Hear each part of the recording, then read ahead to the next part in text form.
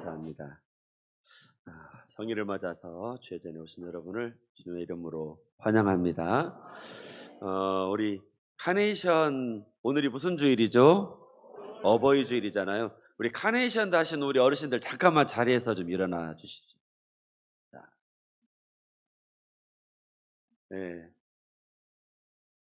우리 다셨는데 안 일어나시면 안 됩니다.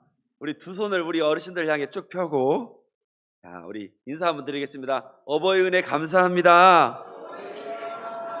우리 박수도 한번 드리겠습니다. 감사합니다. 예. 선물을 좀 이따 드릴게요. 네, 감사합니다. 자, 오늘 세대 통합 예배로 해서 제가 우리 윤소연 목사님이 제발 설교 좀 쉽게 하라고 신신당부를 했지만 잘 안 될 것 같습니다. 그래도 우리 함께 은혜를 나누는 시간 되기를 소망합니다. 약속이 있는 첫 계명이라는 제목으로 말씀을 나누고자 합니다. 여러분, 사람의 손가락은 왜 10개일까요? 어느 시인은 그래요, 10개니까 왜 10개냐는 거지. 이 시인이 이렇게 말했어요. 사람의 손가락이 10개인 것은 어머니 뱃속에서 몇 달 은혜 입나 기억하려는 태아의 노력 때문인지도 모릅니다. 이 두 줄이 시예요. 근데 시가 되더라고요. 하루는 하나님께서 천사를 불러서 지상에서 가장 아름다운 걸 가져오라고 하셨어요. 천사는 급히 지상으로 내려가서 이제 사방을 살펴봤습니다. 그랬더니 가장 먼저 아름다운 게 꽃들이 눈에 띄었어요. 천사는 꽃들이 아름다워가지고 한 송이 꽃을 꺾어서 길을 계속 갔습니다. 근데 가다 보니까 이번에는 우리 그냥 유치부 아이들 같이 방긋방긋 웃고 있는 아이들이 너무 예쁜 거예요. 그래서 천사는 어린아이의 웃음이 너무 아름다워가지고 그 웃음을 꺾어들고 또다시 길을 갔습니다. 이번에는 이제 세 번째, 아기를 안고 있는 엄마의 모습이 너무 아름다워서 또 이제 엄마의 사랑을 손에 쥐고 다시 길을 걸었습니다. 이 세 가지, 꽃하고 아이의 웃음하고 엄마의 사랑만 가지고 가면 우리 하나님께서 흡족하시겠다 하고 이제 길을 갔습니다. 그런데 길을 가다 보니까 하늘나라가 좀 멀죠. 꽃이 시들어 버렸어요. 그래서 그 꽃을 버렸습니다. 조금 더 길을 가다 보니까 어린아이가 자라서 처음 보았을 때와 달리 이제 웃음이 능글능글해졌어요. 그래서 그것도 버려버렸습니다. 그런데 아무리 시간이 지나도 아기를 안고 있던 엄마의 사랑은 변하지 않더라. 그래서 천사는 지상에서 가장 아름다운 것으로 엄마의 사랑을 가지고 하나님께 갔다고 합니다.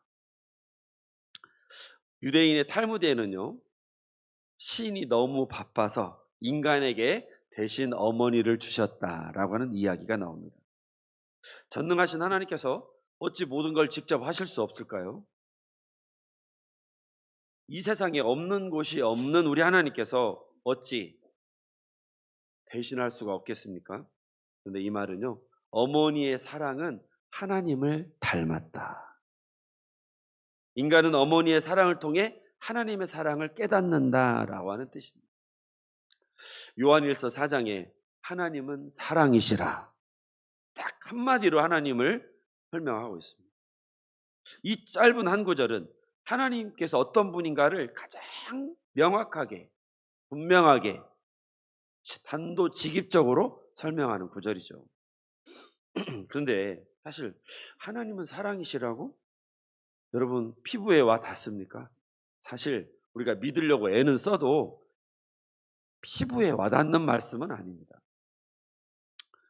하나님 사랑은 눈에 잘 보이지도 않고 손에 잘 잡히지도 않아서 그 사랑의 숨결과 그 촉감을 느끼기가 어려워요. 그런데 하나님은 어머니가 나를 사랑하는 것처럼 우리를 사랑하십니다. 어머님의 사랑이 관념이나 추상이 아니라 구체적이듯이 하나님의 사랑도 관념이나 추상이 아니라 대단히 구체적이라는 것입니다. 그래서 어머니는 나에게 하나님의 사랑을 구체적으로 깨닫게 해주신 분이다. 그래서 이사야는 어머니 사랑, 하나님 사랑을 어머님의 사랑에 빗대어서 이렇게 표현합니다. 같이 볼까요? 시작. 오직 시온이 이르기를 잊으셨다 하였거니와 여인이 어찌 그 젖먹는 자식을 잊겠으며 자기 태에서 난 자식을 긍휼히 여기지 않겠느냐. 예수님께서는 죄악으로 멸망해 가는 예루살렘을 바라보시면서 이렇게 탄식하셨어요. 다 같이 봅시다. 예루살렘아, 예루살렘아, 내게 보낸 여인자들을 죽이고 돌로 치는구나. 암탉이 병아리를 날개 아래 품듯이 내가 몇 번이나 내 자녀들을 모아 품으러 하였더냐. 예수님의 사랑이 암탉이 병아리를 품는 것으로 비유되고 있습니다. 그래서 어머님의 성품은 우리 주님을 닮았습니다. 나의 7살적 어머니는 하얀 목련꽃이셨다. 눈부신 봄 한낮 적막하게 빈집을 지키는. 나의 14살적 어머니는 연분홍 봉선화꽃이었다.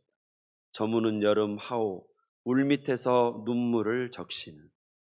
나의 21살적 어머니는 노란 국화꽃이셨다. 어두운 가을 저녁 홀로 등불을 켜드는. 그녀의 육신을 묻고 돌아선 나의 29살 어머니는 이제 별이고 바람이셨다. 내 이마에 잔잔히 흐르는 흰 구름이셨다. 시인은 어려서부터 어머니가 세상을 떠나시기까지 일대기를 아름다운 꽃으로 묘사하고 있습니다. 어머니 모습은 자식의 연령대에 따라 바뀐다는 거죠. 처음에는 하얀 목련꽃에서 연분홍 봉선화꽃으로, 그리고 노란 국화꽃으로. 그런데 시인은 29살 젊디 젊은 나이에 어머니를 잃었습니다. 이제 어머니는 꽃이 아니라 별이고 바람이고 잔잔히 흐르는 흰 구름이 되었다는 것이죠. 인간은 자신을 낳아준 모친을 사랑합니다. 뱃속에서부터 10달 동안 자신을 품어주신 은혜를 베푸신 분에게 일생 모친에 대한 그리움을 간직하며 살아갑니다. 그리고 그 어머니에 대한 사랑은 그 기억이 자식의 일생을 지키는 등불이 되는 것이죠. 기형도 시인의 엄마 걱정이라는 시가 있어요. 열무 30단을 이고 시장에 간 우리 엄마. 안 오시네. 해는 시든지 오래. 나는 찬밥처럼 방에 담겨 아무리 천천히 숙제를 해도 엄마 안 오시네. 배춧잎 같은 발소리 타박타박 안 들리네. 어둡고 무서워. 금간 창틈으로 고요히 빗소리. 빈방에 혼자 엎드려 훌쩍거리던 아주 먼 옛날. 지금도 내 눈시울을 뜨겁게 하는 그 시절 내 유년의 윗모. 네, 그렇습니다, 여러분. 어머니가 자식을 사랑하듯 자식도 어머니를 사랑합니다. 누구에게나 유년의 기억은 오래 감고 또 아주 오랫동안 뇌리에 남습니다. 오래 남아서 인생을 지배합니다. 우리는 이것을 추억이라고 부르죠. 추억은 하나의 힘이고 능력입니다. 그래서 내가 살면서 힘든 일이 생길 때 그 추억을 떠올리면, 내가 우리 엄마랑 같이 장에 가서 짜장면 먹던 거, 엄마랑 같이 옷 사러 갔던 거, 그런 기억을 떠올리면서 가난하고 고통스러운 것일지라도 엄마하고 함께한 것이라면은 그것이 나에게 환한 등불이 되어서 일생 동안 나를 비추는 빛이 되는 것이죠.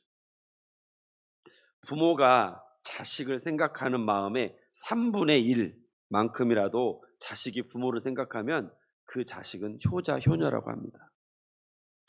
그런데 저는 3만 분의 1만큼도 생각하지를 않는 것 같습니다. 우리 집 고양이가 담비, 이 암컷이 우리 그 마당에 있는 그 땅바닥에서 크는 나무 있죠. 그 덤불나무라고 뭐라고 합니까 그거? 이거 몰라요, 이거는. 눈양나무? 그 덤불 나무 그 밑에다가 새끼를 낳았어요. 그래가지고 아무리 고개를 땅에다 쳐갖고 보려고도 안 보여요. 도대체 새끼가 어디 있는가 보이지가 않아요. 그런데 그 새끼를 배가 홀쭉해져서 이제 새끼를 낳은 줄 알았죠. 그런데 꼼짝도 안 하고 거기에만 앉아 있어요. 일주일간. 새끼를 품고 딱 밥 먹으러 올 때만 잠깐 나왔다가 또 들어가고. 그리고 우리 한 일주일 전쯤에 비 많이 왔었잖아요. 저는 이제 걱정인 거예요. 얘가 새끼를 어디다 옮겨야 할 텐데 얼어 죽으면 어떻게 하나, 추워서 이제 털도 아직 잘 안 났을 텐데. 그래서 걱정이 많았었는데 어떻게 하는가 유심히 살펴봤어요. 그랬더니 빗속에서도 새끼를 있는 곳에서 나오질 않고, 비가 내리는 곳 한 3일째 이틀째 되는 날에는 새끼들을 다른 데로 옮겨버린 것 같더라고요. 네. 자, 여러분, 걔네들은 한 달이나 2달 정도 배가 부르더라고요. 보면 정확히는 저도 안 봤지만, 그래 배가 불러가지고 막 그 조그마한 녀석이 배가 남산만해지고, 출산 후에는 자식을 지성으로 돌보고, 비록 짐승이지만 정말 모성이 대단하다는 걸 이렇게 봅니다, 곁에서. 그렇게 애써 키운 새끼들이요, 어느 정도 자라면 시킬 것도 없이 이제 어미를 다 떠나가 버려요.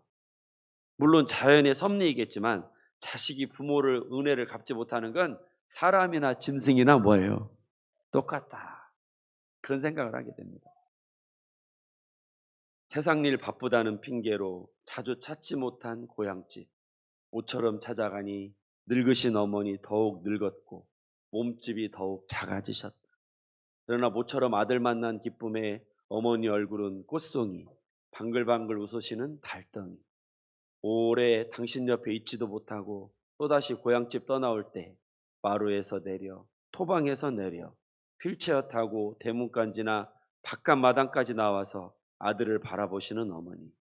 아들이 어른 같고 어머니가 아이만 같아 마음 아프다. 어머니, 다음에 또 오겠습니다. 아들의 인사말에 문득 아들아 잘 가, 한 번도 들어보지 못한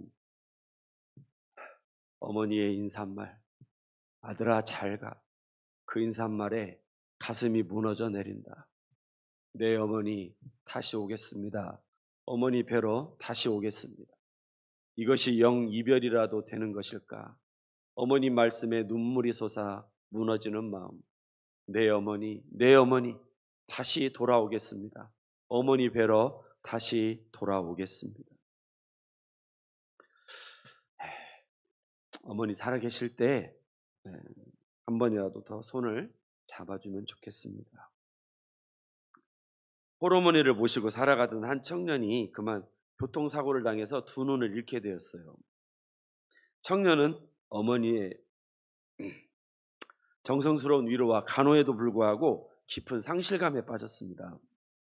그러던 어느 날 한쪽 눈을 기증받게 되었다는 소식을 듣게 되었어요. 그래서 청년 하나도 기쁘지가 않았습니다.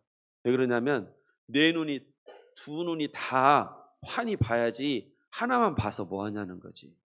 그런데도 어머니는 이렇게 말했습니다. 얘야, 한쪽이라도 어떠냐. 그래도 수술을 받으려무나. 아들을 자꾸 권면을 했습니다. 청년은 어머니 간청에 못 이겨서 수술을 받았어요. 그리고 붕대를 풀던 날 왈칵 울음을 쏟았습니다. 어머니의 한쪽 눈이 없었기 때문에. 그런데 어머니는 아들을 보며 이렇게 말했습니다. 얘야, 내 두 눈을 다 주고 싶었지만 이 다음에 앞 못 보는 어미를 네가 돌보려면 힘들 걸 생각하니까 그럴 수가 없었단다. 모성이란 이런 것입니다. 자신의 모든 것을 내어주고도 아까워하지 않습니다. 주고도 더 주지 못해 미안해하는 이가 바로 어머니입니다. 세상 모든 게 변해도 단 하나 변치 않는 게 있다면 그건 어머니의 사랑입니다. 그 사랑이 바로 하나님을 닮았다는 것이죠.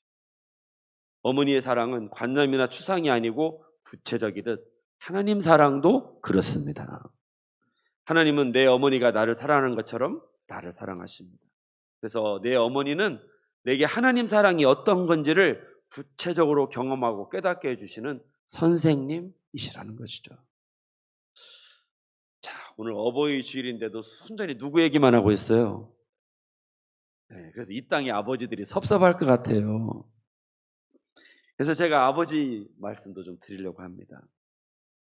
우리나라에서 제정된 어머니의 날은 1956년에 시작되었는데요.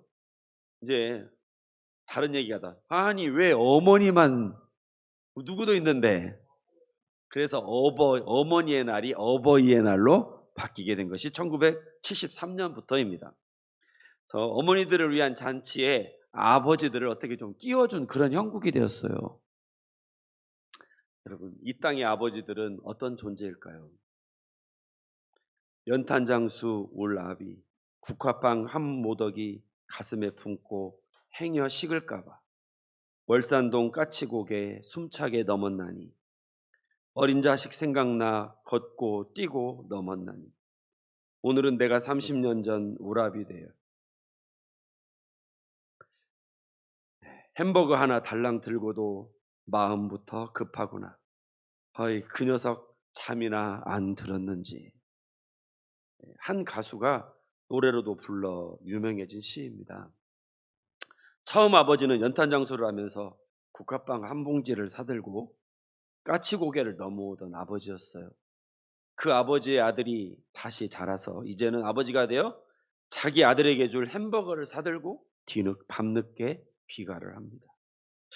요즘 같은 배달이 없던 시대였던가 봐요. 자식이 잠들어 못 먹을까 봐 아버지 마음은 초조합니다. 눈물겹지만 참 아름답죠.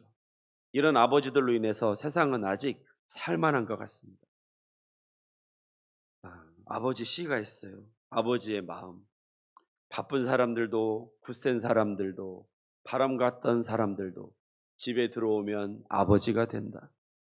어린 것들을 위하여 난로에 불을 피우고 그네의 작은 못을 박는 아버지가 된다. 저녁 바람에 문을 닫고 낙엽을 줍는 아버지가 된다. 세상이 시끄러우면 줄에 앉은 참새의 마음으로 아버지는 어린 것들의 앞날을 생각한다. 제가 좀 감성적이 돼가지고 자꾸 좀 어린 것들은 아버지의 나라다. 아버지의 동포다. 아버지의 눈에는 눈물이 보이지 않으나 아버지가 마시는 술에는 항상 보이지 않는 눈물이 절반이다. 아버지는 가장 외로운 사람이다. 아버지는 비록 영웅이 될 수도 있었지만 폭탄을 만드는 사람도 감옥을 지키던 사람도 술가게의 문을 닫는 사람도 집에 돌아오면 아버지가 된다. 아버지의 때는 항상 씻김을 받는다. 어린 것들이 간직한 그 깨끗한 피로. 그렇습니다, 여러분. 세상에 이보다 더 힘찬 아버지 찬가나 응원이 어디 있을까요? 항상 강하고 힘 있는 것 같지만 실은 속으로 한없이 나약하고 눈물 많은 남자 어른, 우리는 그를 아버지라고 부릅니다. 무슨 일이든 앞장서야 하고 어떤 일이든 유능해야 되고 언제든 참아야 되고 또 무슨 문제든 해결해야 하는 사람. 그는 속으로 울고 있는 사람이고 돌아서서는 한숨을 쉬고 있는 사람입니다. 하지만 세상에 이런 사람이 없으면 어떻게 되겠습니까? 어떤 아버지가요 야근을 하게 되었어요. 저녁을 먹고 나니까 피로가 몰려오면서 갑자기 외롭고 쓸쓸한 마음이 좀 들었습니다. 잠시 일을 멈추고 집에 전화를 하고 싶은 거예요. 왜냐하면 중학생 딸 아이의 목소리가 듣고 싶었어요. 그래서 특별한 대화를 하려고 했던 건 아니고 그냥 딸아이 목소리가 듣고 싶어가지고 그래서 딸아이 핸드폰으로 전화를 했어요. 이제 딱 그 하울링이 컬러링인가요? 막 이제 울리고 이제 우리 딸 목소리가 들린다 딱 했어요. 근데 딸 아이가 딱 전화를 받더니 아빠? 왜? 엄마 전화 안 받아? 엄마 지금 연속 보고 있어. 잠깐만 엄마 바꿔줄게. 그랬어요. 그리고 아빠가 말하기도 전에 전화기를 엄마한테 넘겨줬어요. 전화기 이제 너머로 그 소리가 엄마 아빠 전화야. 그랬더니 엄마가 네가 무슨 일이냐고 물어봐. 엄마 지금 바빠. 아니 그냥 엄마가 받아. 나도 지금 연속극 봐야 된다고. 얘가 오늘따라 왜 이렇게 귀찮게 굴어? 아내가 받습니다. 여보 무슨 일이에요? 오늘 못 들어와? 아니 오늘 좀 늦는다고. 끊어. 이렇게 하고 통화가 끝났답니다. 네, 이게 오늘 우리 시대 아버지예요. 제가 어제 뭔 얘기를 진짜 재밌는 얘기를 들었어요. 제주도 출장이 자주 있는 분이었는데 요즘 수학여행을 제주도로 많이 가잖아요. 그러니까 출장을 제주도 수학여행 가는 딸 일정에 맞춰서 자기도 출장을 잡았어요. 그래가지고 감귤밭 몇 시에 가냐고. 그래가지고 딸이 감귤밭 오기 전에 그 앞에 서 있는 거예요. 그래가지고 거기서 사진을 막 찍어줬어요. 그리고 이제 3박 4일 수학여행이 끝나고 제주공항에서 이제 출발하는데 그 공항에 또 뭐야 이제 또 찾아가가지고 딸 사진 찍어주고. 그러고 나서 딸이 나중에 아빠한테 뭐라고 했냐면, 아빠 다음부터는 절대 오지 마. 제발 따라오지 마. 이렇게 했다고 그래요. 여러분, 참 아버지의 마음이 이런 마음입니다. 자기 마음먹은 대로 안 되는 게 더 많다는 걸 깨닫기 시작할 때 비로소 인생을 안다라고 누가 말했다고 합니다. 그만큼 산다는 건 쉬운 일이 아니죠. 그렇게 따져보면 이 땅의 아버지들은 긴 세월 동안 넘어지지 않고 살아왔다는 것만으로도, 그리고 지금도 꿋꿋하게 서 있다는 것만으로도 사실은 대단한 일을 한 겁니다. 나무사 우종영 선생은 그런 아버지의 모습이 마치 태백의 소나무와 닮았다고 했습니다. 거기 그 책 내용에 이런 내용이 있어요. 태백에서 제천으로 가는 길에는 소나무 군락지가 있는데 한 그루 한 그루마다 모진 비바람과 강추위를 견디는 흔적을 고스란히 간직하고 있다. 대부분의 나뭇가지는 거센 바람에 맞서느라 휘어져 있고 어떤 나무는 뿌리가 허옇게 드러나 있기도 하다. 그러면서도 한결같이 소나무만의 푸르른 만큼은 고이 간직하고 있다. 저 혼자 살기도 벅찬 세상에서 가족을 등에 업고 세월의 굴곡들을 넘어 지금에 이른 그 모습이 긴 세월의 시련을 견딘 후 바위 위에 굳건히 자리 잡은 소나무 같지 않은가. 레위기 19장은 하나님께서 모세를 통해 이스라엘에게 주시는 규례와 법도입니다. 19장 1절에서 3절 우리가 다시 한번 본문의 말씀을 봉독하겠습니다. 시작. 여호와께서 모세에게 말씀하여 이르시되 너는 이스라엘 자손의 온 회중에게 말하여 이르라. 너희는 거룩하라. 이는 나 여호와 너희 하나님이 거룩함이라. 너희는 각 사람은 부모를 경외하고 나의 안식일을 지키라. 나는 너희의 하나님 여호와이니라. 아멘. 수많은 규례와 법도 가운데 맨 처음에 것은요, 하나님께서 거룩하신 것 같이 우리도 거룩해야 된다는 거예요. 그런데 그 다음에 이어지는 바로 두 번째 중요한 규례와 법도는 부모를 뭐해라? 공경하라는 거예요. 세 번째 안식일을 지키라는 것보다도 먼저 나옵니다. 솔로몬의 잠언의 첫 번째는 여호와를 경외하는 것이죠. 여호와를 경외하는 것이 지식의 근본이거늘 미련한 자는 지혜와 훈계를 멸시하느니라 라고 해놓고 그 다음에 바로 이어지는 구절이 있습니다. 시작. 내 아들과 딸아 내 아비의 훈계를 들으며 내 어미의 법을 떠나지 말라. 이는 내 머리에 아름다운 관이요 금사슬이니라. 아멘. 성경은 이렇게 부모 공경을 중요하다고 가르치십니다. 신약성서에서 사도 바울은요, 에베소 교회에 편지를 보내면서 같은 말씀을 반복하고 있어요. 에베소 6장 1절에 3절을 보면 자녀들아 주 안에서 너희 부모에게 뭐해라? 순종해라. 이것이 옳으니라. 내 아버지와 어머니를 공경하라. 이것이 약속 있는 첫 계명이니 이로써 내가 잘되고 땅에서 장수하리라 말씀하고 계십니다. 십계명은 출애굽기 20장과 신명기 5장 두 곳에 나타나는데 이 부모를 공경하라는 5계명이 바울의 말대로 약속이 있는 첫 계명이라고 하고 있습니다. 이제 여러분 우리 성도님들 아버지와 어머니를 공경하십시다. 그리고 하나님께서 오늘 우리에게 어떤 복을 주실지를 기대하십시다. 기도하겠습니다. 살아계신 아버지 하나님, 약속이 있는 이 첫 계명, 부모를 공경하라 하신 이 말씀에 하나님의 높으신 뜻이 있는 줄 믿습니다.